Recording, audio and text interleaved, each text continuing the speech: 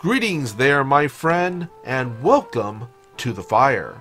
Being a courteous and nice person really does go a long way, especially at the gaming table.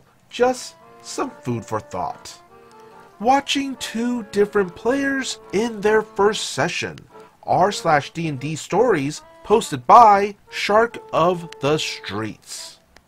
This post isn't a story about a one-shot that had two new players. This post is the sum of my experiences with two new players who interacted with D&D in very different ways, and it led one of them to be a pleasure to play with, while the other was completely frustrating. I hope this post helps new players avoid bad behavior that you might otherwise not be aware that they're doing.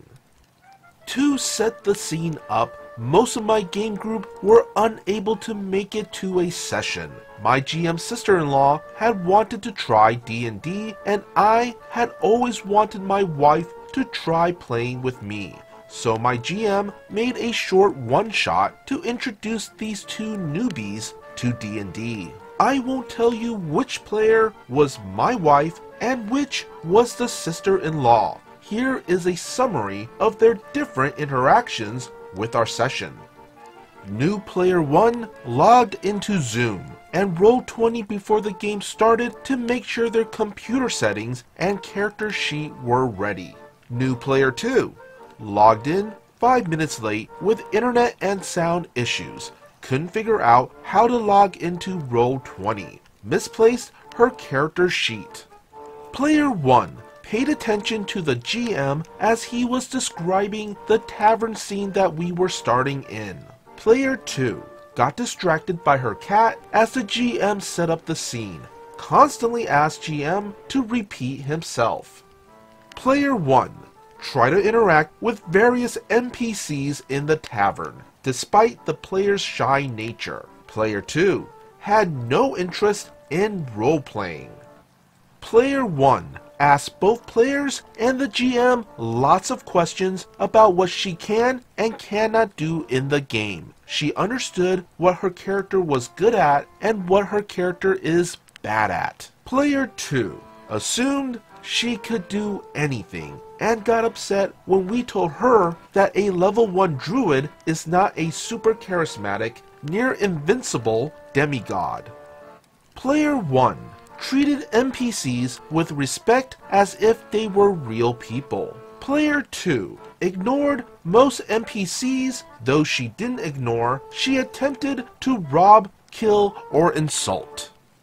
Player 1 pursued the quest threads. Player 2 ignored the quest threads. Player 1 utilized her character's race to spice up role-playing. Player 2 forgot what race she picked. Player 1 found a non-combat way of getting rid of enemies. Player 2 got angry that she couldn't instantly kill enemies by turning into a spider and biting them. GM gave her wild shape at level 1.